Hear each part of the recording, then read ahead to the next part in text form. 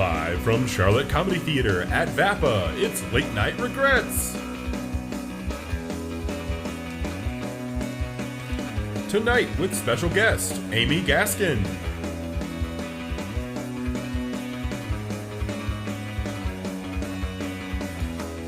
With music by $1,000 Movie.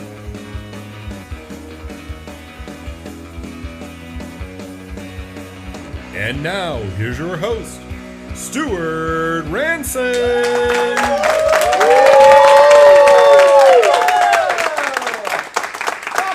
Welcome everyone to Late Night Regrets. Thank you so much for coming. I'm Stuart Ranson. I'm your host for this evening. Now recently, I saw an article that said that nearly 100 people a day are moving to the Charlotte area. I'm going to assume that none of those people have heard of this show because of the number of people that we have in our live studio audience tonight. But that is a pretty startling number. Luckily, there are tons of new apartments to house all of these people that are moving to Charlotte, as long as you don't mind offering up your firstborn child as a security deposit. Now, when people move to Charlotte, there can be a pretty steep learning curve. So, to kick things off tonight, we sent one of our very own out into the streets of Uptown, into the wild. We sent Matt out to find out all about what transplants to Charlotte are thinking about. Let's see how familiar they're getting with their new city. All right, we're here live in downtown Charlotte. It's Uptown, Matt.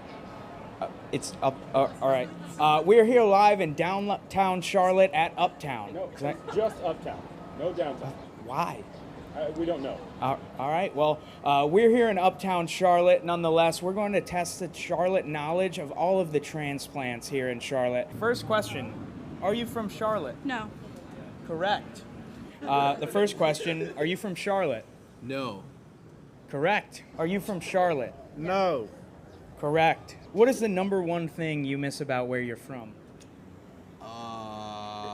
What is the number one thing that you miss about where you're from? The Steelers. Crabs. It's the home of cookouts, so like the original cookout, I'll say with that. The correct answer was dry underwear. Dry underwear? Yep. Well, mine are wet right now, so I'm sorry. I can't help you out with that. All right, Harris Teeter or Publix? Ooh. How about this one? Harris Teeter or Publix? She's a Publix person, yeah. Harris Teeter or Publix? Ooh, Publix. I do like a good pub sub, but Harris Teeter sandwich is going the way. Lowe's or Lowe's? Lowe's or Lowe's? Lose. Lowe's or Lowe's? Ooh, Lowe's. Lowe's or Lowe's? Lowe's by far. Are you? This is hardware or food store? Correct. You're free to answer some questions. Sir, football or football? Football or football? Football. Football or football? Football.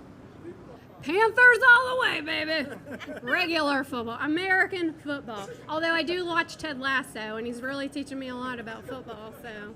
What is one thing that Charlotte should have that it doesn't? Ooh, I'm gonna go with North Carolina should have an MLB team. What is the one thing Charlotte should have that it doesn't? More parking? Oh, actually, we will accept that answer. Thank you. Our main answer was going to be culture, but more parking is good. We're trying to figure this out. We don't know the answer. Why is it called Uptown, not Downtown? Honestly, probably because you're going up in this state. Why do they call it Uptown? I have no clue. It does not make any sense to me either. I am so confused. Why do they call it Uptown? No idea. Why is it called Uptown? Because we're definitely downtown. Streets go up in Uptown and they go down in downtown. Hello, are you free to answer some Charlotte-based questions? Are you from Charlotte? So, there's a lot of breweries in Charlotte, as I mentioned. Right.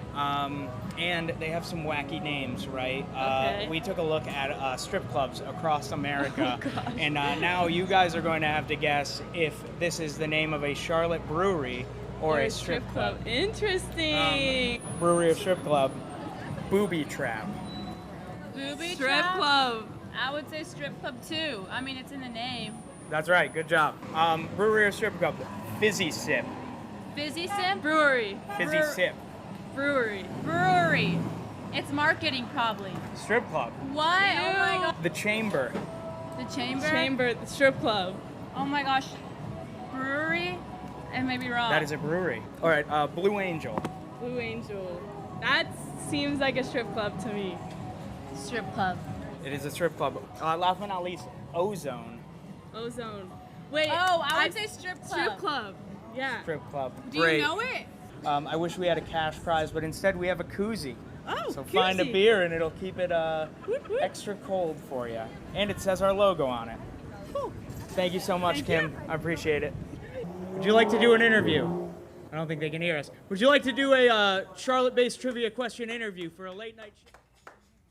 Oh, thanks, Matt Heyman.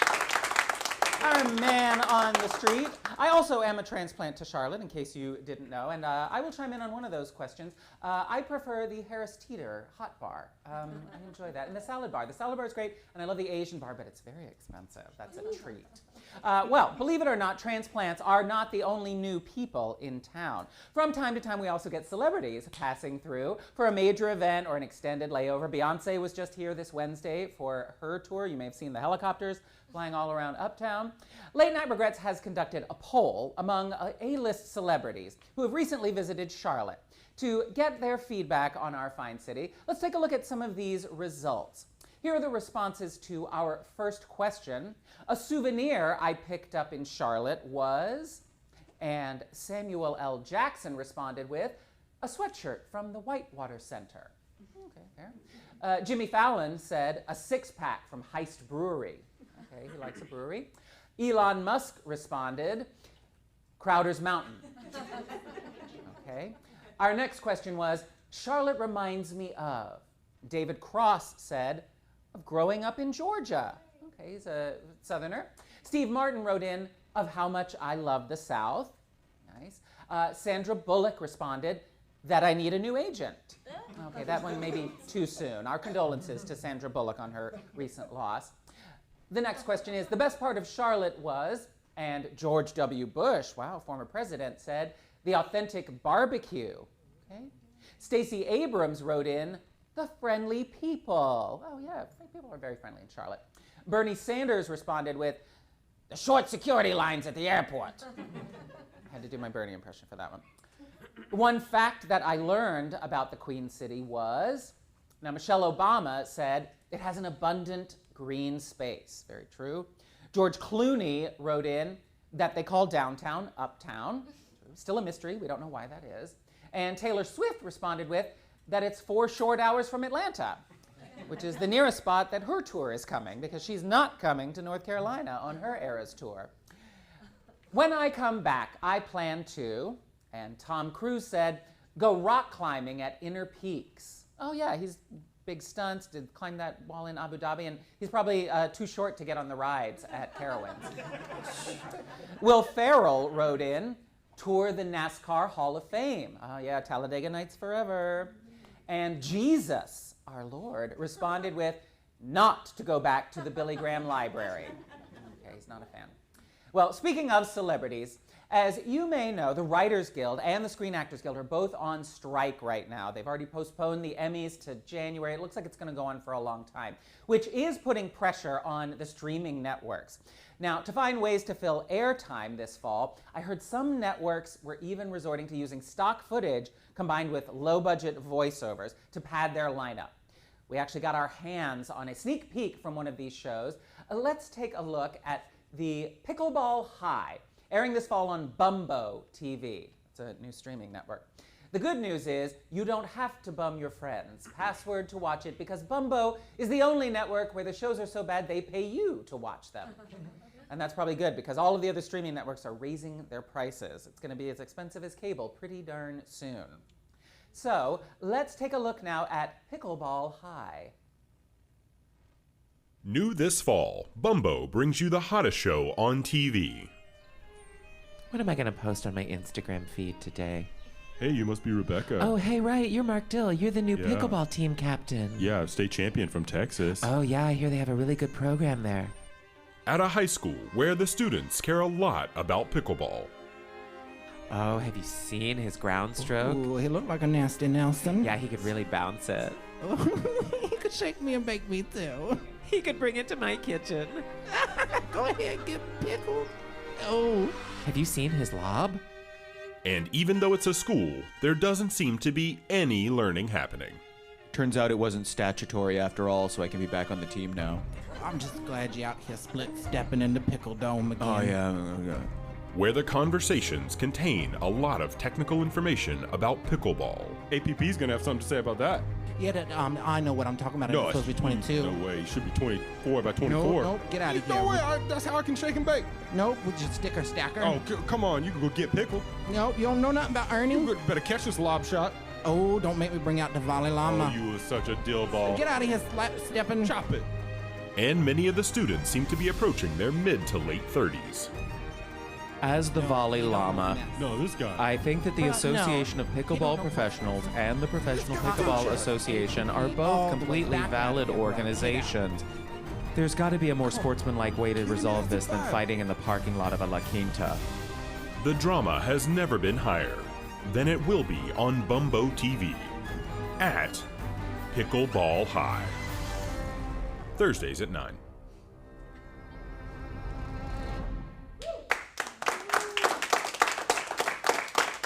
Well, at the very least, we can say that Late Night Regrets is better than one show on TV this fall. Stick around. After the break, we've got improviser Amy Gascon joining us. Don't go anywhere.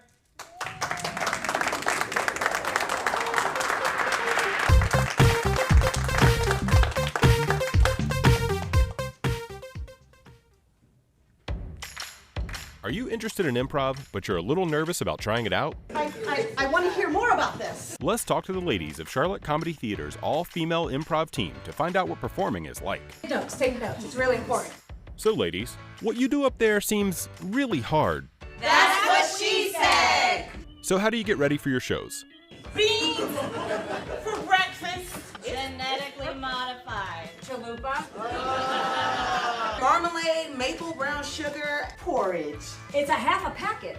Big wiener. Hot dogs. Oatmeal. A lot of fiber. Belch, and then that's kind of embarrassing, but chocolate sprinkle. How about some cocaine? Wow, that seems intense. If anyone's got a problem with it, then they can just talk to me. It's fine. So what does it feel like to be up there on stage? Doing an interpretive dance as well as a pillow fight. It's Oh, it feels so sexy! There's gonna be a lot of mounting. So, why improv? We all have problems. Surprising, right? My roommate thinks it's a problem, but... And what's your favorite part about performing?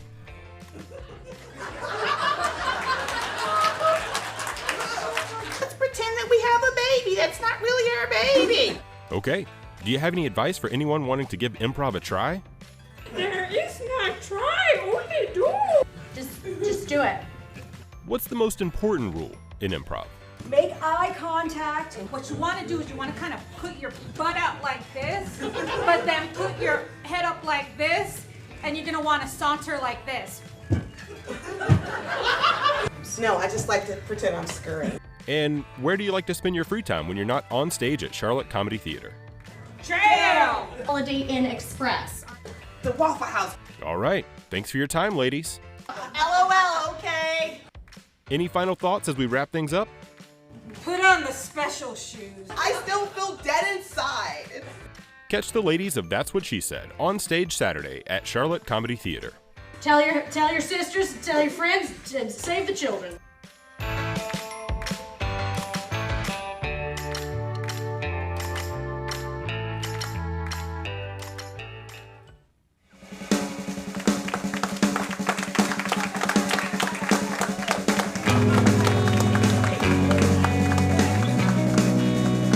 Our guest tonight is veteran improviser, and she's the coach of Charlotte Comedy Theater's own team, the Jagbots. Please welcome to the Late Night Regrets stage, Amy Gascon! What a comfortable seat for you!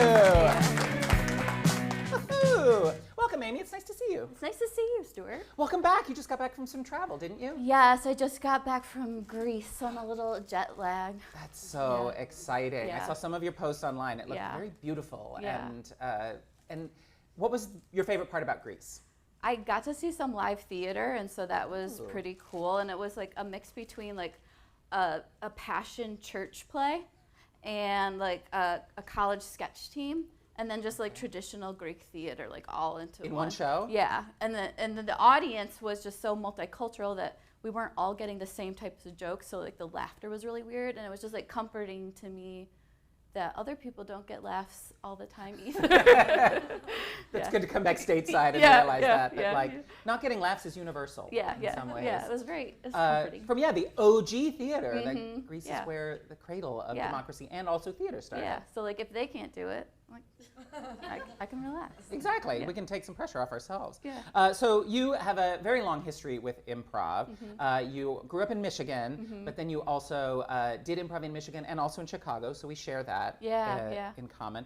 And in the course of your improv career before moving to Charlotte, I understand you had some strange gigs. We've all had weird gigs where it wasn't exactly what was proposed to you. Tell us about the hunting and fishing club gig that you had once. So like when you're starting out doing improv or trying to be an actor, like you'll take anything, right? Like you want to get paid, or you want to get exposure, or you just want to feel like you're doing the thing. So this thing was a hunting and fishing convention club type of thing in West Michigan. And so we weren't sure how we were going to be received, but they loved us and we loved it, and like we killed. It was like a really good show. There was like 4 of us. And so they did pay us with money, as you do in America. We like cash. But they wanted to tip us, and so they tipped us by saying we could have our choice of wild game. And there was a table, and it was like different types of meats were on the table, and so we had like our envelope of cash, and it was like $20 per person, and then like bear meatballs. And yeah, and it's like we're making it, so yeah. So it was like, great job playing freeze tag. Here's a brace of pheasants. Yeah. Were there any vegans in your cast? There was somebody. It was during Lent, and so somebody was honoring that and did not partake in the meatballs. Okay, cool. Yeah. And you also did a gig at a blood bank once where people were actively giving blood while you were performing? Yeah, so that was like a very captive audience. So like those IVs, they can't go anywhere? We had such like a small little space to do like our little improv games, and people were literally like laying around us, and then we were also like in the refreshment area as well, so like you have to cookies and orange juice. Yeah, so while they like recouped from giving blood, like we were there with them. How did it go over? Were they a not responsive well crowd? No. They seem probably, I'd be a little lethargic. Yeah, and it's already hard to do comedy when people are spread out, so just like imagine like those people are spread out with like leaving like blood behind them. And when you're done giving blood, you're a little bit lightheaded, and it may have been like a fever dream to them. Yeah. But later they were like, what was that show that I experienced? I hope so. Now, you are also a fan of certain types of movies, which one of which overlaps with one of my passions and one doesn't. So you like prison movies. Yeah, I love prison culture. Like I've never been, but congratulations. But I think it's fun. I think it's fun how people create hierarchies and create their own little societies within so the it's bounds like a of that. mini society there that has its own rules and its own. See, prison is one of my worst fears, so I eschew prison movies, except for Shawshank Redemption. Yeah, so good, right? Yeah, it is. It is. That's a good, what I call a man cry movie. Yeah. It's a movie where men are allowed to cry I love that. openly, like that and Field of Dreams and some sports movies. But we do share a passion for Hallmark movies, specifically Hallmark Christmas movies. Yeah, I love it when they do Christmas in July, and they'll just have a couple weekends where they're like, we're just going to show a bunch of Christmas movies in July because we know you're going to watch them. Yeah, that's my crack. Yeah. And I moved from Michigan for a job in Davison, North Carolina, which if you've never been, it is like the epitome of a Christmas town. Yeah. And so 2 years ago, I'm like, I'm gonna find my husband here. And I like had this whole like scenario in my head that I was like gonna be decorating a Christmas tree for my work and that he would come in, and like none of that played out how I wanted it to, but I'm still there, and I'm still hoping I'll get that moment there sometime. You might. I love them because they're so formulaic, but they scratch an itch. Like there is something satisfying about the resolution that happens at the end, and they are heartwarming in a way, and I do appreciate that they've now diversified and they let black people and gay people be the leads sometimes. They're not just best friends. But if you get on the message boards, people have opinions, and it's like pretty like you're eating the popcorn, like watching people attack each other because of those things. Oh, okay. So that's like a sub-entertainment with your Hallmark Christmas movies. You can watch the boards too. And just see the cats like fight. I'm deep in it. Yeah. Great. Now, you and I both have had a lot of different jobs in the course of our lives, being improvisers and performers and all different kinds of employment. Tell us about some of your former jobs that you've had. I understand you were a cashier at a Kroger for a while. Yeah, I've had a ton of jobs. I was a cashier at Kroger, which is a grocery store. I don't know if everybody knows that. But I was so bad. Yeah, like, woo, Kroger. It's not Publix or Harris. Yeah, it's not one of those. Or Lowe's. But yeah, I was really bad, and it was the olden days, so things weren't on a computer at the time. Like some things were, but like the produce codes weren't, and so we had to share binders that had the produce codes in it. And so if your station didn't have the binder, then you're just like shit out of luck when a parsnip comes down your lane, because you're like, one, you have to identify what a parsnip is, and then two, to know the number. Forget about it. To do that. I wasn't. I couldn't tell you what a parsnip was. I wasn't, and I was in like the 20 item or less lane, and like I was not moving the people through. That's pressure, because 20 items or less, people expect that to clip along. They do, and they verbally express that. And this one woman, like, this is not her fault, but she was pretty mean to me, but I would be mean to me too, because she acknowledged that she really had to go. Like it was gonna be bad news, and I didn't have the binder, and so I was just like waiting, and I was like calling, and like it wasn't going, and then she soiled herself in the line, and she just like left her groceries. Luckily, it was like 20 or less, but she just like left, and I had to like kind of get them out of the way while cleanup came. Yeah. Well, I mean, let's just blame her weak pelvic floor muscles, not your cashier skills. Yeah. She should have planned her day better. Yeah. She was chugging Gatorade out in the parking lot before she came in. That's a rookie mistake when you go grocery shopping. So tonight's theme for Late Night Regrets is transplants to Charlotte, and you are a transplant, as am I. What has been the biggest challenge of moving to the South, because you're from the upper Midwest? I don't always understand the passive aggression, like the bless your heart type of stuff. Oh, that, okay. I don't always pick up on that. Okay. I'm like, do you like me, or is this like a game we're playing right now? So like that's been a little bit challenging for me. That is true. I mean, Southern hospitality is real, and it's truly oftentimes very genuine, but there is that 10 or 15% where it's like there's something underneath it that is at play here, where you're like, there's subtext, because your words sound nice, but I don't think you like me. Whereas in the Midwest, it is bold-faced kindness all the time. There is no fronting with it. And if they don't like you, they just don't talk to you. Yeah, you're just not a part of my life. Yeah, but Southerners, I guess, are so verbal that they will engage even if they're not necessarily into it.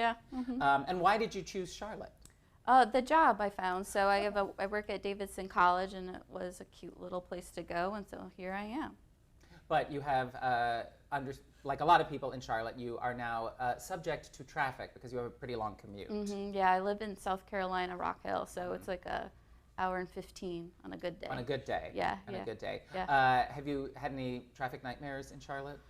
No, I haven't. Have you? I mostly drive within the city, so I don't go out into the outer rings much.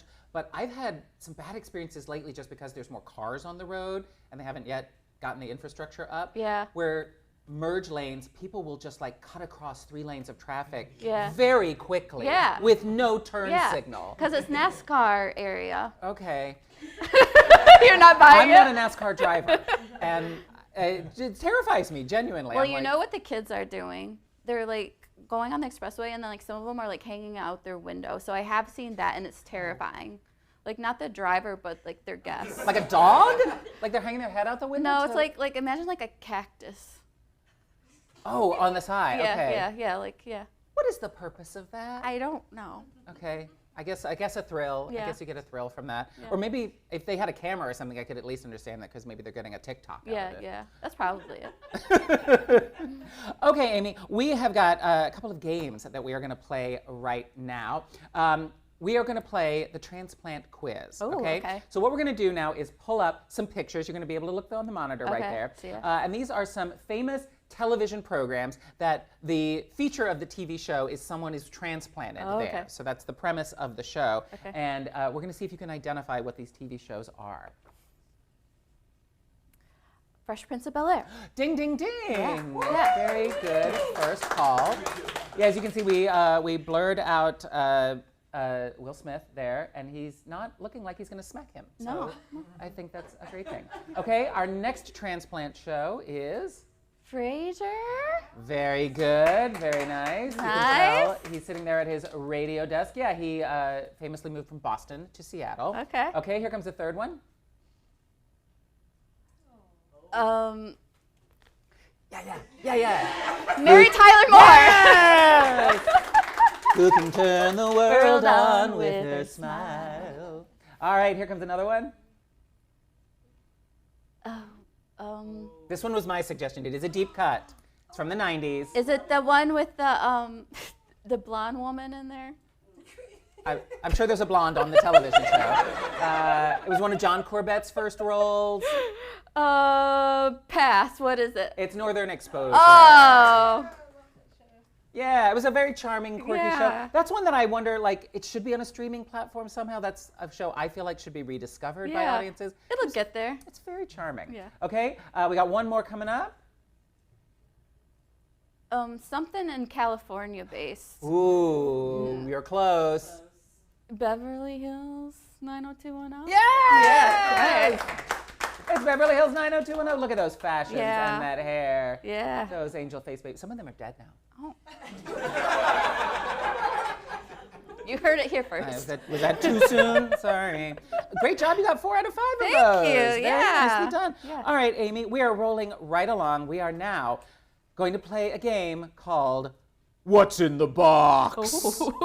And I try to say that like Brad Pitt says it in Seven, but this will not be nearly as threatening or horrifying as what's in that box. So this is a similar game to ones we might have seen on YouTube or on other late night shows. Okay. So what we're going to do is, neither of us knows what are in any of these boxes. One of us will step forward, put our hands into the box, and the other one is allowed to step forward and actually look at it. Okay. And maybe give clues or reactions of any kind. Okay, cool. Ladies first. All right. Oh, so something's already in there? Something's already in there. Okay. Okay, and I get to look at this one. Okay, oh yeah. Oh. Yeah. Oh. Okay. Describe it for us. It feels like Flubber, like Robin Williams. Classic movie. Okay. It has to be Jell-O, right? I think it's Or Jell-O. like slime. It looks a lot like Jell-O. Can I look at it now? Yeah. Okay, because that's my guess. Oh yeah, it's Flubber. That's what I think it is. Okay. Yeah, Jell-O. Okay. So you called it Flubber? Yeah, you know the I don't Robin know Williams movie? No, I don't. He's like a mad scientist and he invents Flubber. Which is Jell-O? It's that. Oh, okay. Thank you. All right, we've got our Okay. next box coming Okay. in. This one's for me. My sleeves. Ooh. Oh, Ooh. okay. Okay, it's prickly. Yeah. Okay. I think this is a pineapple. Yes. Yay! Stuart. Oh. They got this out of Hawaii safely before the wildfires. Again, too soon. Too soon. All right. Okay. Oh no! People laughing makes me nervous. Oh, okay. This is a good one. A doll. Okay, yes, you're on the right track. Of I'm like trying to feel if it's happy. Okay. Those are the eyes. Yes, you are correct. Okay. Those are the eyes. Now feel for the mouth. Okay. Okay. Am I in the mouth? Yeah, you're in the mouth right now. And then feel the whole head. Yeah, that's going to give you a clue. Oh, these are like ears. Yeah. So it's like a Yoda bunny. A little baby Yoda. Yes, it's Baby Yoda! Oh. I'm so smart. Grogu makes us all smile. Okay. Okay, my turn again. Holy. All right.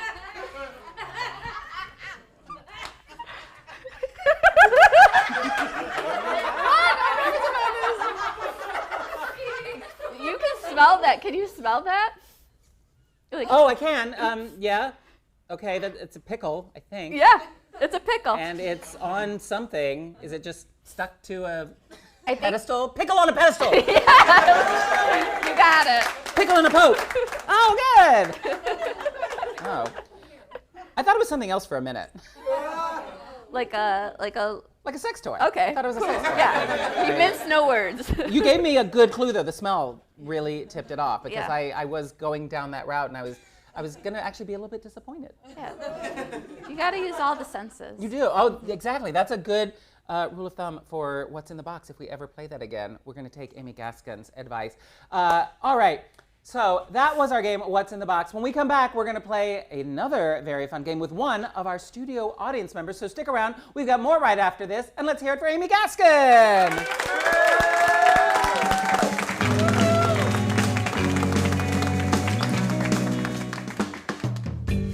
Tolerated, and possibly, at times, even enjoyed the first season of Late Night Regrets. Now, pick up the box set to rewatch whenever you want. See your favorite sketches, digitally remastered, without audio. Soak in our enlightened guest through every jittery frame. But that's not all. You'll get never-before-seen extras, like black screen with audio hiss. This all can be yours for the low, low price of $119.98 or 11.5 easy payments of $10.91. Act now and we'll throw in Late Night Regrets, signature games like App or Crap. I'm Both sorry, sold separately. Tony. This one? Call 704-555-BIG REGRETS, extension 4. Ask for Larry. If Gary picks up, ask to leave a message for Larry. If Barry picks up, hang up immediately and call back later. Don't delay. Act now before supplies are liquidated.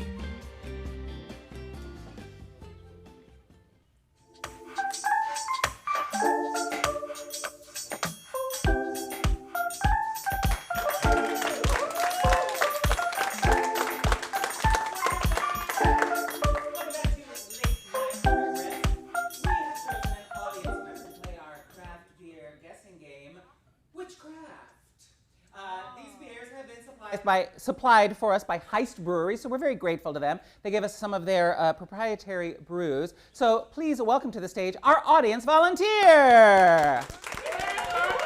Come right on up. Hello. Hello. Tell me your name. Mark. Hi, Mark. It's nice to see you. I know you outside of this show, but you are, tell our audience a little bit about yourself. I'm from New York, so also another transplant. Theme of the night. What made you move to Charlotte? Work. You can guess, finance. Nice, okay. It is the #1 industry in town. What's your favorite thing about working in finance? It pays the bills. Amen. I hear that. Okay. Pays the bills. Lucky you. All right, we're going to play Witchcraft. So we've got 4 craft beers right here. We're going to open one up, and you're going to get a taste of each one. And then I'm going to give you 2 proposals of what the name of the beer might be.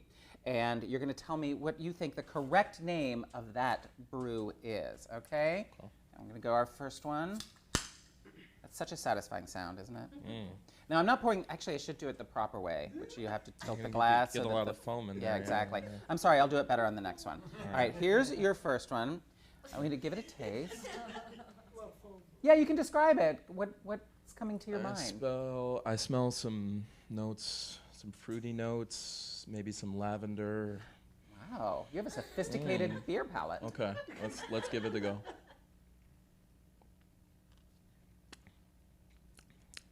Okay, so now that you've had a taste of it, I'm going to give you 2 names. Tell me which one you think is the correct name for that brew. Do you think that's Ugly Mother IPA or Blurred Way IPA? I knew it's IPA, but okay, so Blue Way or... Ugly Mother or Blurred Way? Tastes like an Ugly Mother. I'm going to give it that. You're going with Ugly Mother? Ugly Mother. Okay, that one is...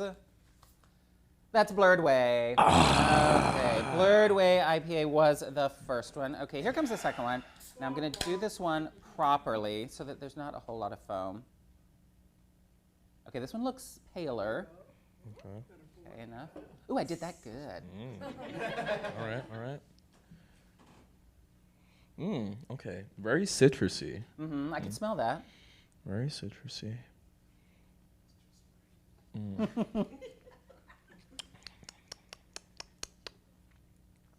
Okay, so is this one Tropical Hive IPA or Toucan's Nest? It's definitely not an IPA. Oh, okay. It's not hoppy enough. So I'm gonna go with Toucan's Nest. Okay, this one is, it's actually an IPA. It is Tropical Hive. 0 for 2, Mark. Okay. Do you drink beer regularly?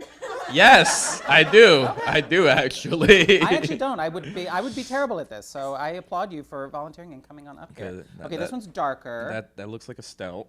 Ooh, right? okay. He knows the lingo. I can smell the coffee. Mm-hmm. You smell coffee in that? Yeah. Mm-hmm.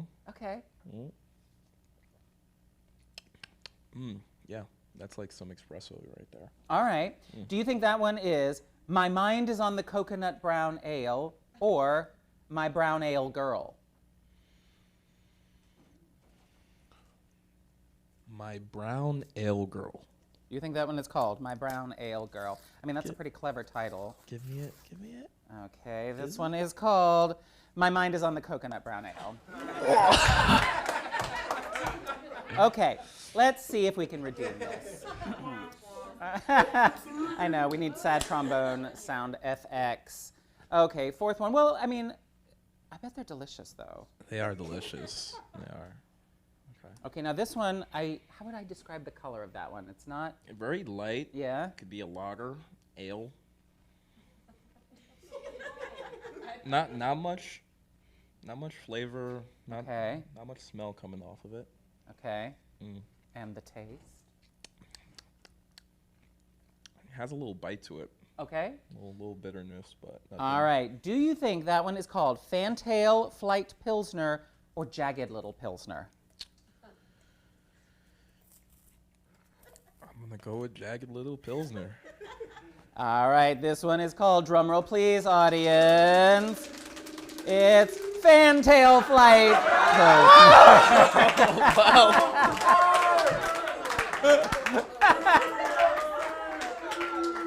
Mark, thank you so much for playing Witchcraft. That one was a form of witchcraft. Thank you so much for playing, Mark. You can take any of them that you like. Which one's your favorite?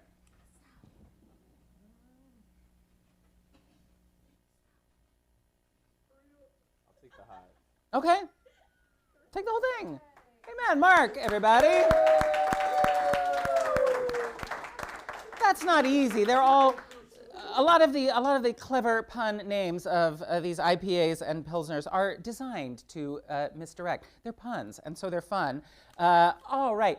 Thank you so much for joining us for Late Night Regrets. Let's hit a big round of applause for Amy Gascon, our guest interviewee. For Mark, who came up and played our game with us.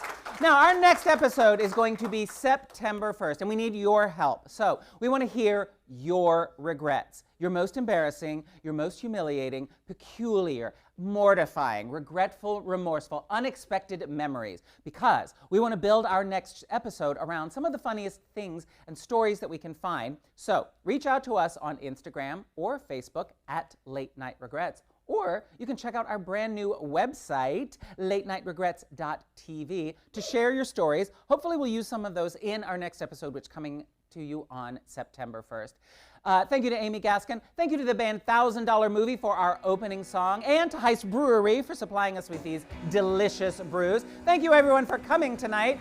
We have been at the Vapa Center here in the Charlotte Comedy Theater. And we'll be online until the next time. Please accept our sincerest regrets, and good night.